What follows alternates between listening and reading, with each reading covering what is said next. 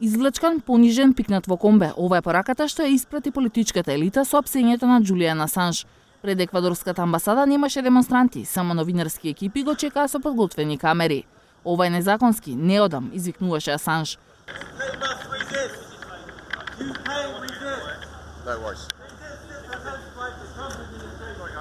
Од амбасадата во полиција, а потоа и пред суд, беше експресно осуден за противење при апсење и непојавување пред судот.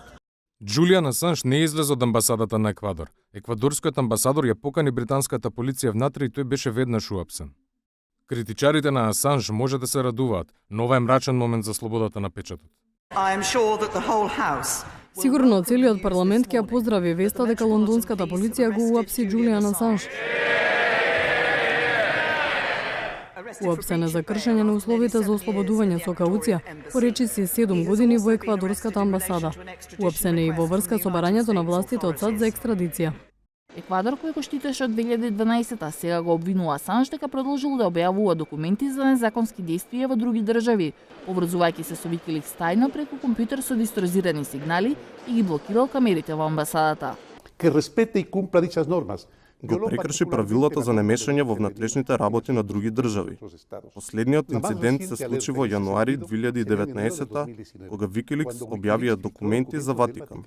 Еквадорскиот претседател барал од Британија гаранции дека Асанж нема да биде испорачан во земја во која би се соочил со измачување или смртна казна, а британската влада потврдила писмено.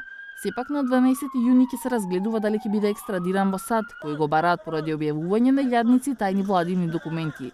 И Шведска, каде што првично побара азил, планира да го реактивира обвинението против него за силување. Асанж тврди дека сето ова се прави само за да им биде предаден на американските власти. Видовме дека никој не е над законот.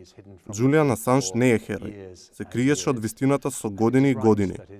Правилно е неговата иднина да биде решена во британскиот судски систем.